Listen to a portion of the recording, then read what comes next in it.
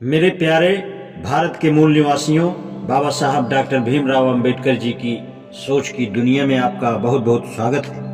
त्रित्सु भारत तथा सुदास के संबंध में ऋग्वेद के मंत्र 7:33 6:16 तथा 4:6:19 ने प्रकाश डाला है।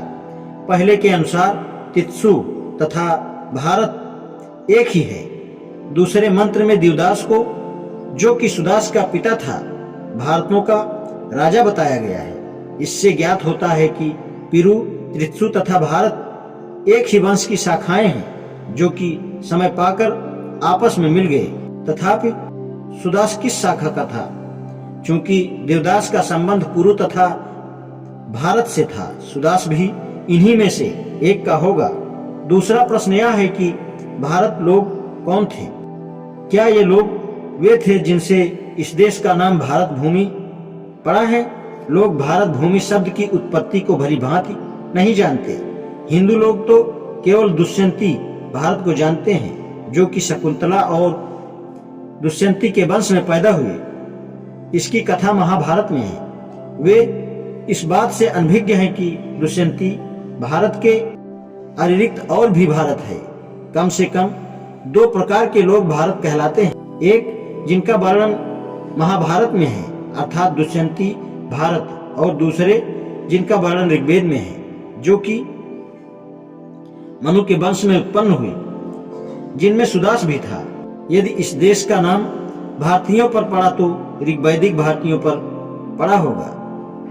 श्रीमद् भागवत में भी कहा गया है, वैद्यकृत महाभारतच्च उपसंहार पृष्ठ 200 प्रियंबदो नाम सुतो मनोः स्वयंभुवस्य तस्याग्रीधस्ततो नाभिऋषभश्च सुतस्ततः अवतीर्ण पुत्र संततः तस्या शीद्रः पारगम तेषां वै भर्तो ज्येष्ठो नारायण परायणः विख्यान्तत् वर्षमेतद्यन्नाम्ना भारतमुत्तमम्।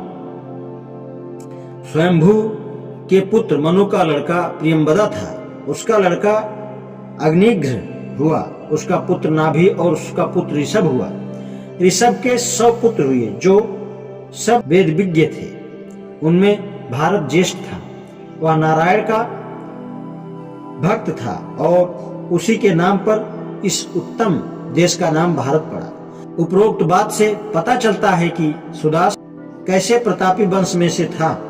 अब देखना यह है कि सुदास आर्य थे या नहीं। भारत लोग आर्य थे, तब सुदास को भी आर्य होना ही चाहिए। ऋग्वेद 7:18-7 में लिखा है कि इंद्र ने आर्यों की गायें त्रित्सुओं को मारकर छीन लिया। इससे यह कहा जाता है कि त्रित्सु आर्य नहीं थे। गृहस्थ इस बात पर बहुत परेशान हुए, परंतु वे यह भूल गए कि ऋग्वेद के अनुसार आर्य 2 प्रकार के थे। अतएव त्रित्सुओं का भी आर्य होना संभव है। अंतिम प्रश्न है कि शूद्र का अर्थ क्या है? यह जाति थी अथवा वंश था। वैदिक समाज के विधान का अनुसंधान अभी पूरी तौर से नहीं हुआ है। उस समय आर्य लोग छोटे छोटे भागों में विभाजित थे। प्रत्येक विश्व के लोग आपस में रिश्तेदार होते थे। प्रत्येक विश्व में कई वंश होते थे।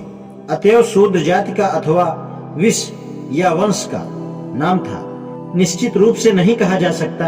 प्रोफेसर वेबर का कथन है, आर्यों के यज्ञों में बुलाए जाते थे और आर्य भाषा बोलते थे। अतएव शूद्र एक आर्य जाति का नाम था, जो कि हिंदुस्तान में दूसरे आर्यों से पहले आए। अतएव यह निसंदेह सिद्ध है कि शूद्र आर्य थे और क्षत्रिय थे। आज इतना ही। शेषकाल धन्यवाद।